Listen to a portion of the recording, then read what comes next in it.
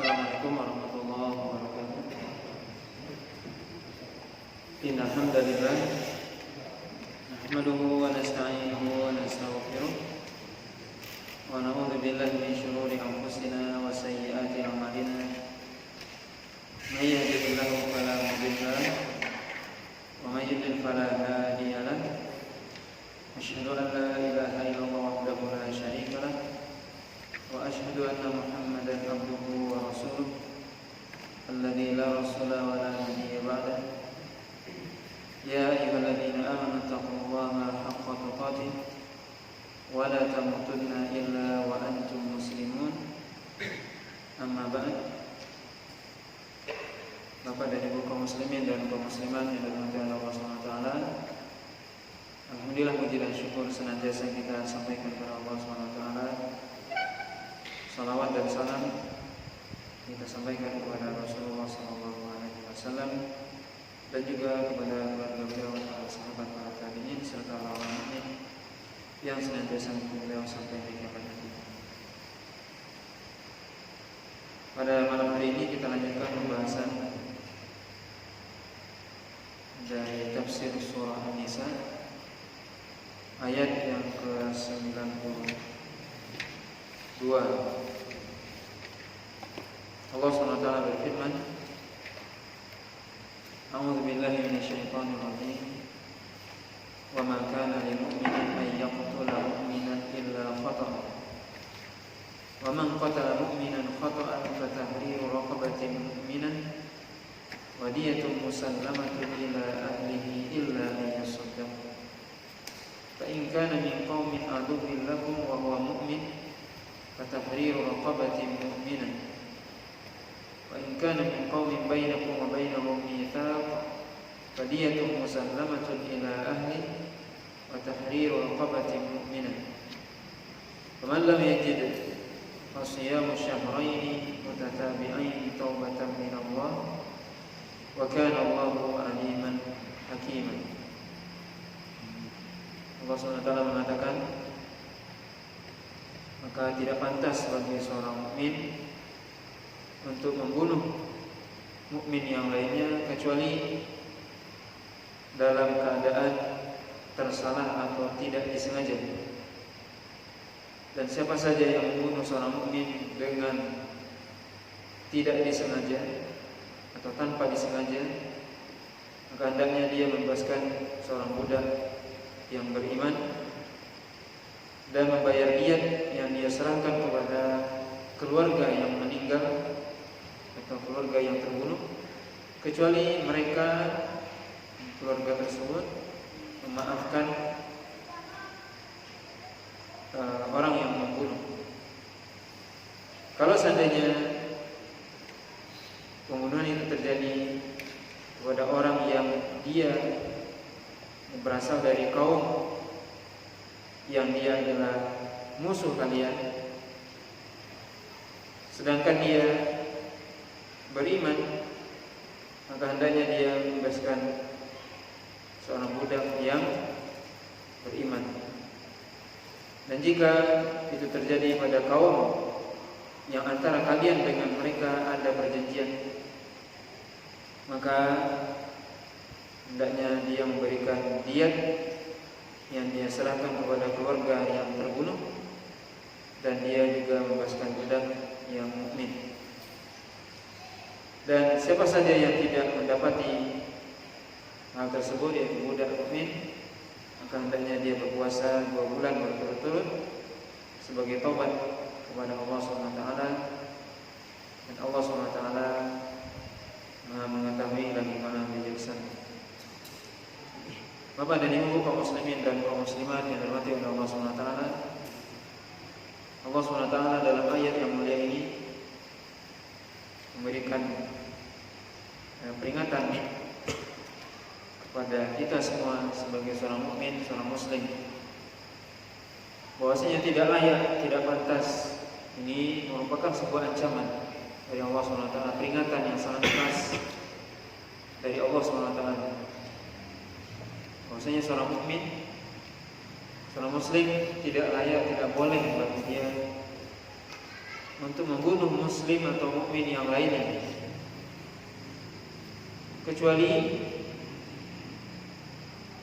dalam hal dia tidak sengaja. Khata'an artinya tidak sengaja. Maka Nabi SAW yang mengatakan dalam hadis Abdullah bin Mas'ud yang diriwayatkan oleh Imam Bukhari dan Muslim bahwasanya la yahillu damu imri'in muslimin illa bi ihda thalathin, an-nafsu bin nafsi, at-thayyib az-zani, wat-tariku li dinihi al-mufariq lil jamaah. Nabi SAW, tidak halal darah seorang mukmin untuk ditumpahkan kecuali dengan salah satu dari 3 hal atau 3 sebab. Yang pertama, an-nafsu bin nafs, yaitu ketika dia membunuh jiwa yang diharamkan oleh Allah, yaitu dia membunuh seorang mukmin, maka juga dia dibunuh atau diqisas. Yang kedua, thayyibuz zani, yaitu orang tua atau orang yang sudah menikah kemudian dia berzina, maka dia dirajam sampai mati. Kemudian yang ketiga, orang yang murtad keluar dari Islam. Maka ini 3 hal yang boleh seorang untuk ditumpahkan darahnya. Tentunya ini pun yang melakukan eksekusi ini adalah pemerintah atau pemimpin, bukan setiap orang. Tapi itu diserahkan kepada pemimpin. Maka ini menunjukkan kepada kita bahwasanya membunuh merupakan perkara yang berat, bukan perkara yang ringan. Makanya nanti dalam ayat yang ke-93 Allah akan memberikan warning yang sangat tegas kepada orang yang membunuh mukmin secara sengaja. Secara sengaja. Maka Allah SWT dalam ayat yang ke-92 menjelaskan tentang hukum seorang mukmin yang membunuh mukmin tapi tanpa disengaja. Kata Allah, tidak layak itu dilakukan kecuali tidak sengaja. Tidak mungkin seorang mukmin membunuh saudaranya sama mukmin kecuali itu dilakukan karena tidak sengaja. Kalau itu terjadi, ya, seorang mukmin membunuh saudaranya tanpa sengaja berarti tidak ada maksud, tidak ada tujuan bagi dia untuk membunuh. Ini misalnya bisa kita contohkan seorang yang dia misalnya pergi berburu ke hutan, kemudian dia ingin menangkap, menembak rusa dan sebagainya misalnya.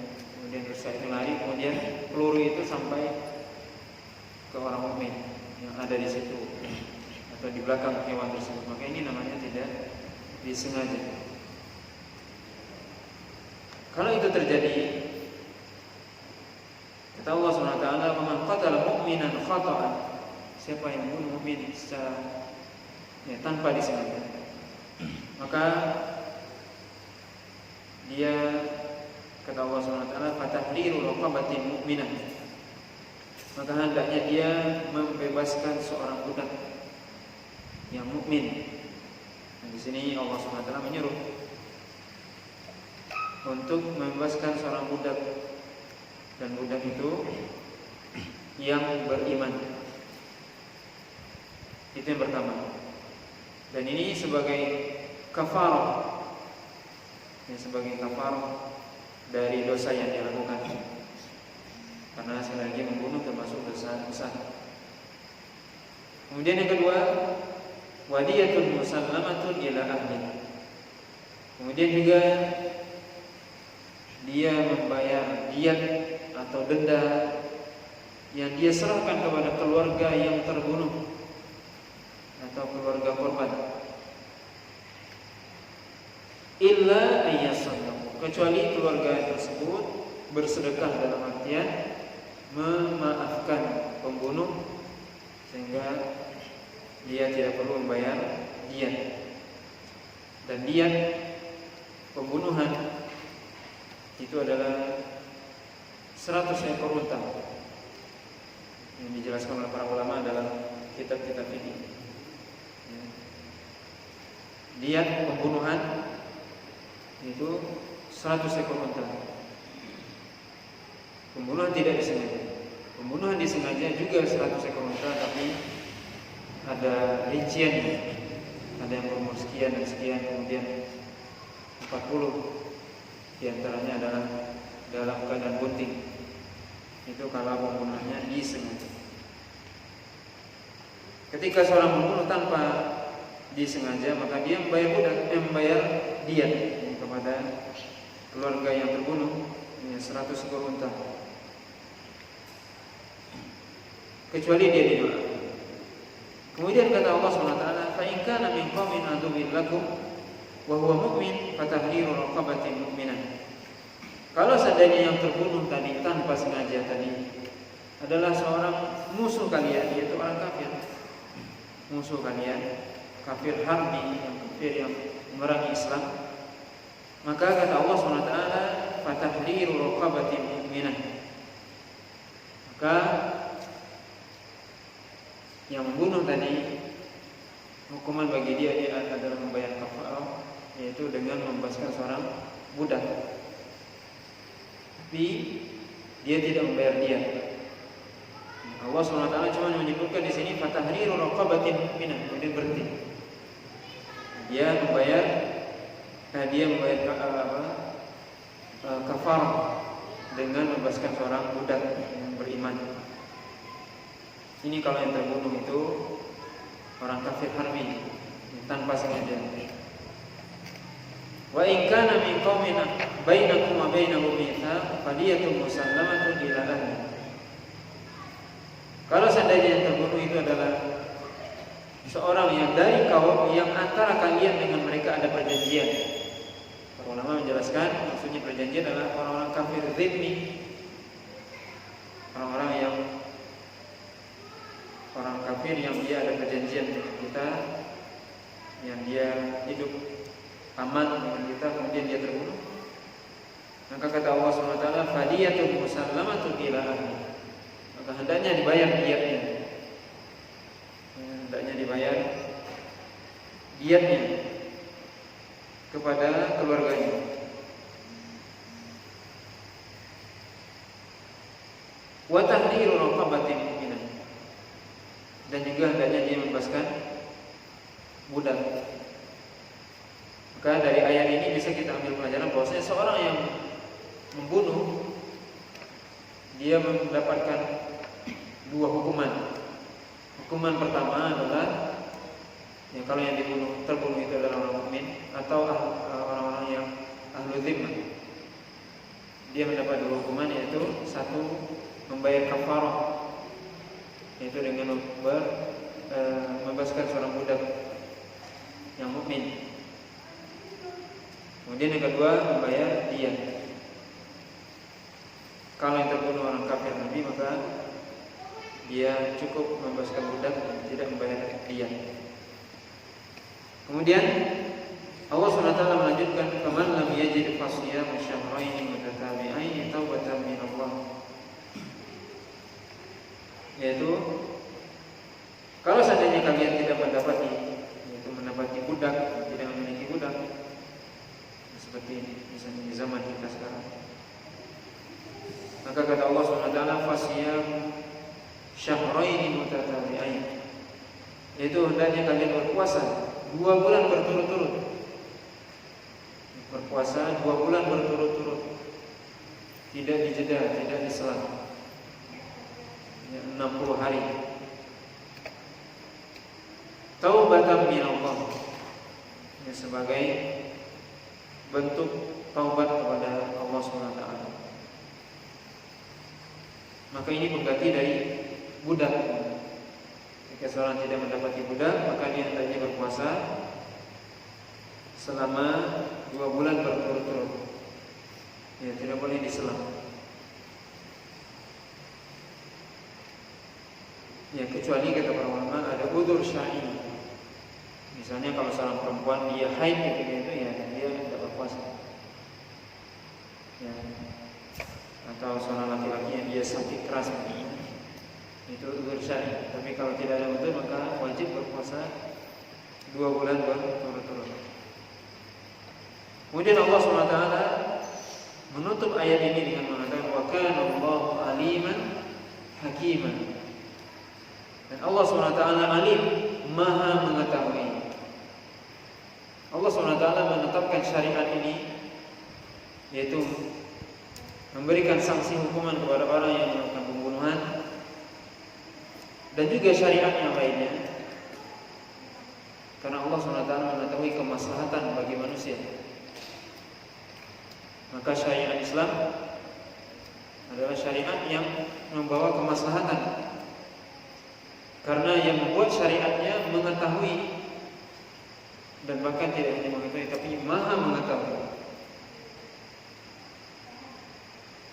Maka kalau diterapkan syariat Islam, maka ketika itulah ada kemaslahatan, kebaikan bagi seluruh manusia. Tapi selama syariat Islam tidak dilaksanakan secara utuh, maka tidak ada kebaikan, kemaslahatan di tengah manusia. Wa kana Allahu aliman hakiman. Allah katakan hakim. Allah SWT hakim yang diartikan bijaksana, maksudnya hukum Allah SWT adil. Jika seorang membunuh, maka misalnya diqisas dan sebagainya, seluruh syariat. Maka syariat Islam itu di dalamnya ada keadilan. Kenapa? Karena yang menetapkan syariat ini adalah Allah SWT yang maha hakim, yang maha bijaksana, yang dimana dalam syariat itu di dalamnya ada hikmah-hikmah yang kadang tidak bisa dijangkau oleh akal manusia. Maka kalau kita menginginkan keadilan, tidak ada keadilan yang sebenarnya, sesungguhnya, kecuali keadilan yang ada dalam syariat Islam. Dan tidak mungkin seseorang dikatakan bisa menjadi adil kecuali dia menerapkan syariat. Karena syariat sekali lagi dibuat oleh Allah SWT yang maha mengetahui, maha hakim. Syariat Islam di dalamnya penuh hikmah. Kemudian ayat selanjutnya Allah SWT mengatakan, ayat yang ke-93, wa may yaqtul mu'minan muta'ammidan fajazā'uhu jahannam khālidan fīhā wa ghadiba Allahu 'alaihi wa la'anahu wa a'adda lahu 'adzaban 'azīman. Dan siapa saja yang membunuh seorang mukmin dengan sengaja, maka balasannya adalah neraka jahanam yang dia kekal di dalamnya, dan Allah SWT marah kepadanya, dan Allah SWT melaknatnya, dan Allah SWT mempersiapkan baginya azab yang sangat pedih, azab yang besar, azab yang dahsyat. Maka dalam ayat ini kita bisa lihat bagaimana Allah SWT memberikan warning, peringatan, ancaman yang sangat keras dan tegas kepada orang-orang yang membunuh mukmin ya, dengan sengaja. Menumpahkan darah seorang mukmin bukan perkara yang ringan. Nabi SAW mengatakan dalam sebuah hadis, la zawalud dunya ahwanu indallahi min qatli rajulin muslim. Kata Nabi SAW, sungguh hancurnya dunia ini semuanya lebih ringan di sisi Allah daripada terbunuhnya seorang muslim. Ini menunjukkan darah seorang muslim sangat berharga. Kita pahami dari hadis ini, lebih baik hancur dunia ini semua daripada terbunuh seorang muslim, seorang. Bagaimana kehormatan seorang muslim, bagaimana darahnya sangat mahal. Harga darah seorang muslim adalah dunia dan seisinya. Maka tidak mudah menumpahkan darah. Maka Nabi SAW juga mengatakan dalam hadis yang sahih bahwasanya awwalu ma yuqda yaumil qiyamah fid dima. Allah SWT yang pertama kali akan mensidang di akhirat adalah dalam perkara darah. Maka menumpahkan darah seorang muslim bukan perkara yang ringan, bukan perkara yang mudah, termasuk dosa besar, di mana dalam hadis yang sahih Nabi SAW menyebutkan tentang 7 perkara yang menghancurkan, yang menghinakan, yaitu 7 dosa besar, yaitu syirik kata Allah, kemudian sihir, kemudian membunuh jiwa yang diharamkan oleh Allah, yaitu membunuh seorang muslim. Maka membunuh seorang muslim ini bukan perkara yang ringan, perkara yang sangat berat. Tapi di zaman kita sekarang sangat ironis dan menyedihkan, darah seorang muslim sangat rendah, sangat murah harganya. Padahal kata Nabi SAW, lebih baik dunia ini hancur daripada terbunuh seorang muslim. Ini bagaimana kehormatan seorang muslim. Maka Allah SWT memberikan ancaman yang sangat tegas dan keras dalam ayat ini. Wa may yaqtul mu'minan muta'ammidan. Siapa saja yang dia membunuh seorang muslim dengan sengaja, dia bunuh. Allah SWT mengatakan fajaza'uhu jahannam, maka balasan dia neraka jahannam. Allah SWT yang menyebutkan. Maka Allah SWT menjanjikan bagi orang tersebut membunuh seorang muslim, balasannya neraka jahannam, khalidan fiha, kekal di dalamnya. Di sini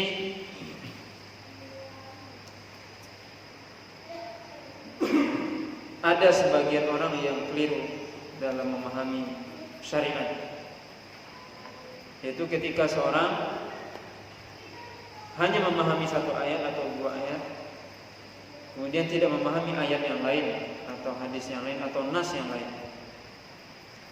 Dari ayat ini ada sebagian kaum muslimin yang tergelincir dalam memahami suatu permasalahan.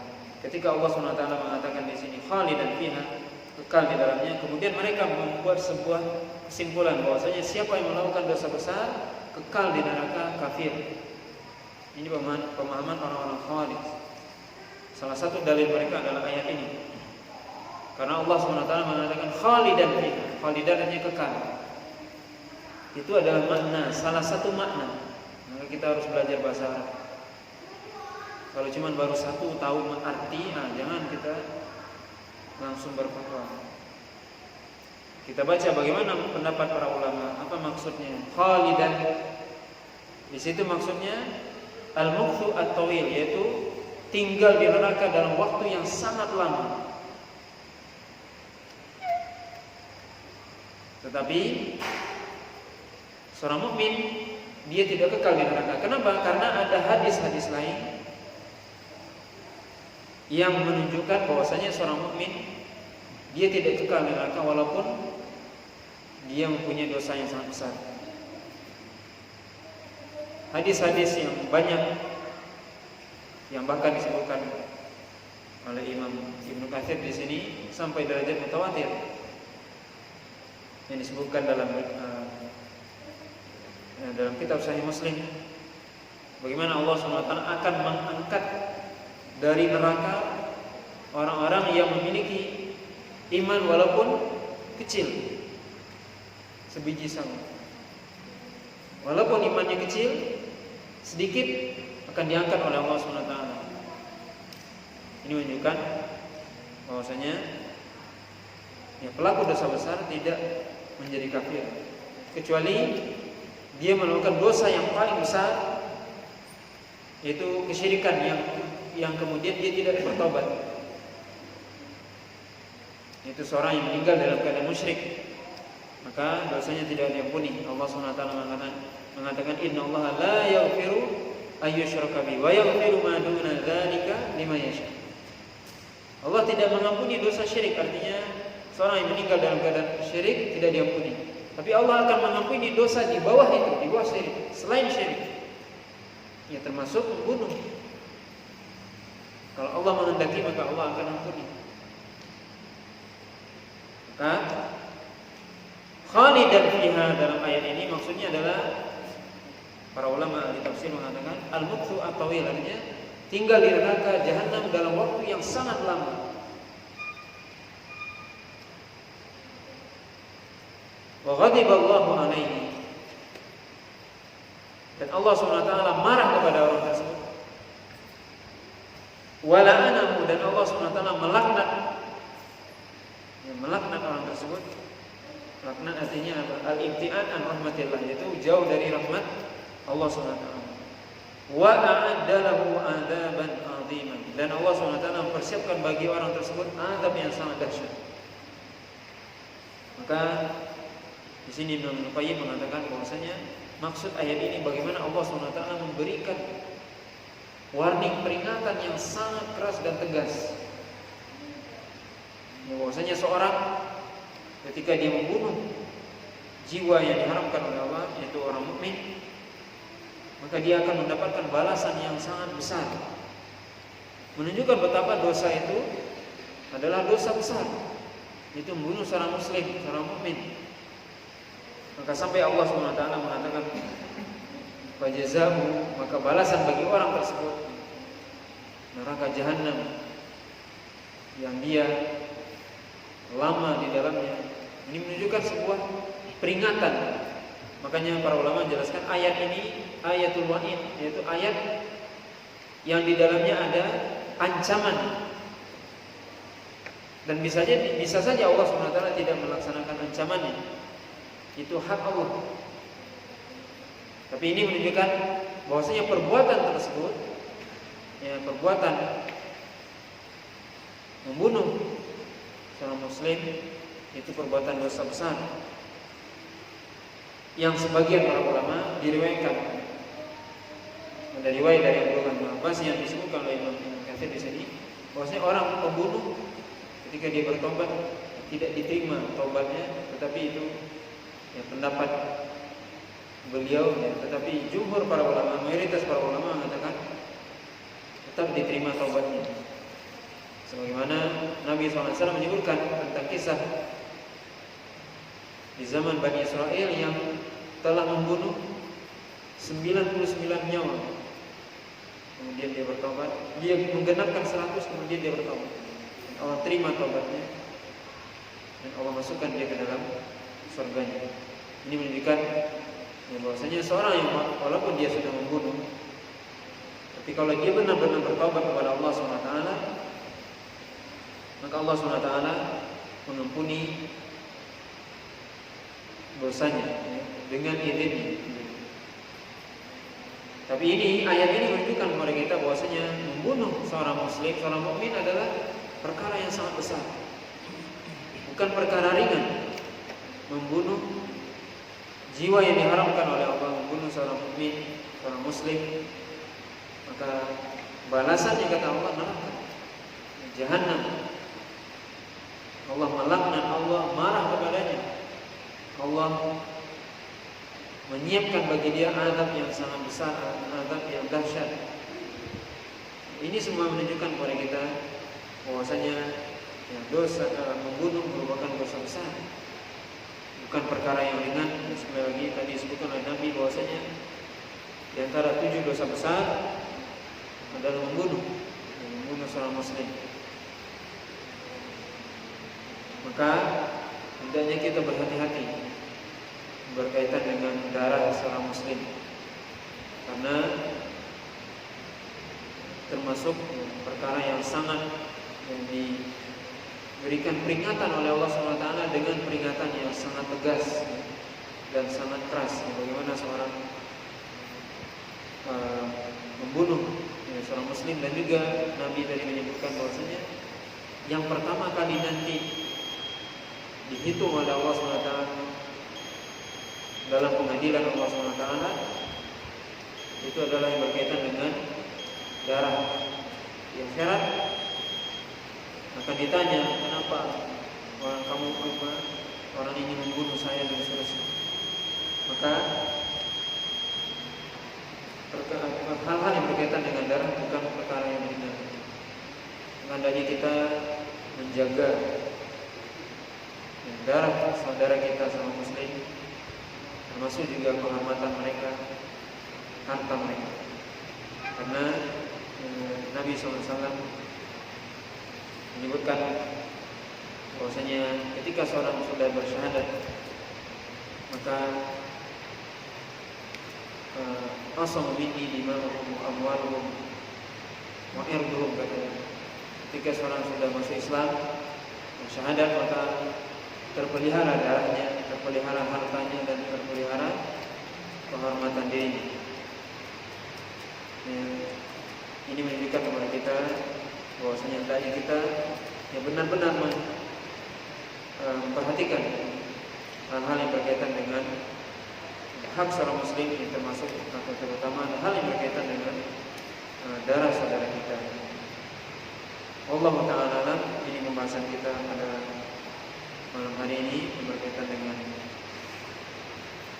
surah An-Nisa ayat 92 dan 93, balasan terhadap orang yang membunuh, baik itu secara sengaja ataupun tidak disengaja.